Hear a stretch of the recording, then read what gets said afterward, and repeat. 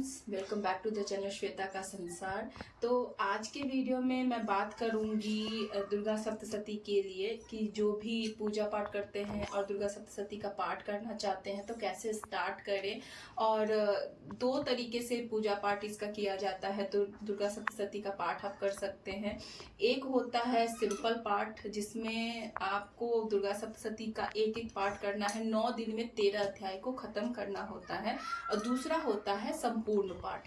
तो क्या होता है सिंपल पाठ और क्या होता है संपूर्ण पाठ, वो जानेंगे हम आज के वीडियो में। सो फ्रेंड्स, आज के वीडियो में हम देखेंगे पहले कि आप नवरात्रि का व्रत कर रहे हैं, जैसे भी आपकी श्रद्धा हो, जैसी आपकी क्षमता हो, आपकी बॉडी अलाउ जितना करता हो पूजा पाठ, आपको उसी हिसाब से व्रत रखना चाहिए।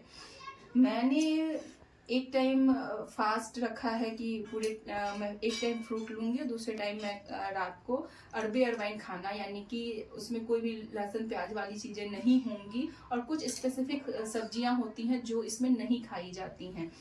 पर उसके साथ साथ मैं पाठ भी करूंगी। चूंकि मैं वर्किंग हूँ तो भी मैं एक पाठ करूंगी, यानी कि सिंपल पाठ करूंगी। और मेरे हस्बैंड करते थे संपूर्ण पाठ। पंडित जो होते हैं वो संपूर्ण पाठ करते हैं।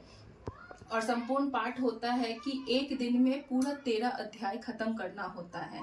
संपूर्ण पाठ में स्टार्ट कैसे करना होता है, कैसे सिंपल पाठ में स्टार्ट करना होता है, तो स्टार्ट और एंड दोनों का एक जैसा होता है। बस ये होता है कि अगर आपको सिंपल पाठ करना है तो 9 दिन में एक एक अध्याय खत्म करनी है। और जिस दिन आपको लगता है कि ज्यादा टाइम है उस दिन आपको 2 पाठ कर लेना, यानी कि 9 दिन में आपको 13 पाठ करना है। और यहाँ दिखाती हूँ मैं। जब हम पाठ स्टार्ट करते हैं तो सबसे पहले आता है अर्थ सप्तश्लोकी दुर्गा, जिसका पाठ हम पहले स्टार्ट करते हैं तो करते हैं। उसके बाद आता है कील, कवच, और फिर ये आता है श्री दुर्गा सप्त नाम स्तोत्र, जिसमें उनके 100 नाम के बारे में बताया गया है।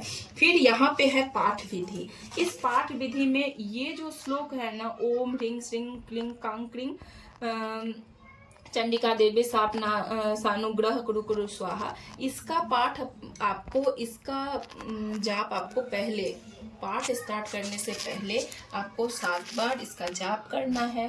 फिर आपको कील, कवच, अगला स्तोत्र करना है। फिर आपको उसके बाद आपके जो भी पाठ आते हैं, ये देखिए, ये रहा कवच, फिर ये रहा और इसके बाद आएगा कील का। तो ये तीनों का अगला स्तोत्र ये हो जाएगा और उसके बाद हो जाएगा कील। ये हो गया कील, कवच, अगला स्तोत्र, और एक सप्तश्लोकी होता है, सहस्त्र नाम होता है। ये 5 हो गए। उसके बाद आपको पाठ करनी है। तो इसमें ऑलरेडी यहाँ पे दिया हुआ है, यहाँ मैं इंडेक्स में दिखाती हूँ।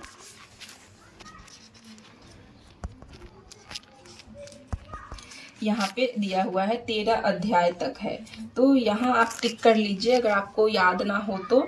यहाँ पे पाठ विधि करनी है। उसके बाद वहाँ पे जो श्लोक है उसको 7 बार पढ़ना है। फिर कवच, अगला स्तोत्र, कीलम, और ये 3 करने के बाद आप क्षमा स्तोत्र कर सकते हैं, वो होता है। उसके बाद आप यहाँ पे दिया हुआ अध्याय, द्वितीय अध्याय, और ऐसे करके 13 अध्याय है जिसको 9 दिन में खत्म करना होता है। ये होता है सिंपल पार्ट।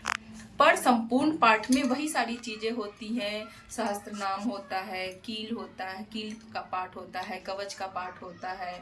उसके बाद वही जो मैंने आपको बोला है सहस्त्र नाम वाला और दुर्गा सप्तश्लोकी वाला, जो मैंने एक जाप बताया, दिखाया है, वही आपको बाद में भी करनी है। पर उसमें आपको संपूर्ण पाठ में 2.5 से 3 घंटे का टाइम लगता है, क्योंकि 13 अध्याय को एक दिन में खत्म करना होता है। नवरात्रि 9 दिन का होता है, तो सभी दिन में आपको 13 अध्याय खत्म करने होते हैं। पर सिंपल पाठ में एक अध्याय, 13 अध्याय आपको 9 दिन में खत्म करने होते हैं।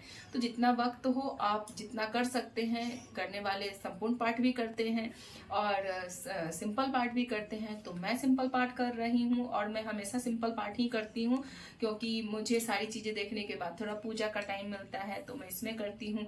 आप 10 लाख और 1 करोड़ जो है जाप कर सकती हैं, ये भी बहुत सिद्धि होता है। तो तो ये मैं इसलिए बताना चाहती हूँ कि किसी को लगता है कि कैसे पाठ करे, कुछ गलती हो जाए। तो अगर गलती होती है, स्वाभाविक सी बात है कि पूजा पाठ में कुछ गलती होती है, भगवान सब कुछ क्षमा करते हैं, पर जो श्लोक मैंने बताया है उसका आपको उच्चारण पहले 7 बार करना है और बाद में 7 बार करना है। वो एक तरह से क्षमा याचना होती है कि हे भगवती, मैंने पाठ के दौरान जो भी गलतियां की हैं उसके लिए मुझे क्षमा कीजिएगा। तो इस वीडियो के थ्रू मैं बस यही बताना चाहती थी कि अगर आपके घर में नवरात्रे होते हैं तो जरूर पाठ कीजिए। घर का जो एनवायरनमेंट होता है बहुत पॉजिटिव होता है, और पूरे परिवार के साथ में आरती कीजिए और सब साथ में मिलके करेंगे ना तो एक पॉजिटिव एनर्जी होगी, एक बॉन्ड बनेगा।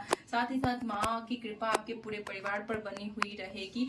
तो बस मैं यही चाहती हूँ कि मेरे जो भी दर्शक हैं वो इस वीडियो के थ्रू अब से स्टार्ट करें दुर्गा सप्तश्लोकी का पाठ, दुर्गा सप्तशती की पूजा आराधना करें। अगर आपसे नहीं हो पाता है, बहुत ज़्यादा बिजी हैं, तो आप अगला स्त्रोत कील कवच का पाठ कर लीजिए। ये भी बहुत सफिशियंट है, क्योंकि कील कवच का भी पाठ जो है ना संपूर्ण दुर्गा सप्तश्लोकी के पढ़ने का पुण्य मिलता है। तो आप ये भी कर सकते हैं। तो आपको आज की वीडियो में पता चला कि किस 3 तरीके से हम माँ दुर्गा को प्रसन्न कर सकते हैं, उनकी पूजा आराधना कर सकते हैं, अपने मन पे संयम रख सकते हैं और किस तरह से अपने आप को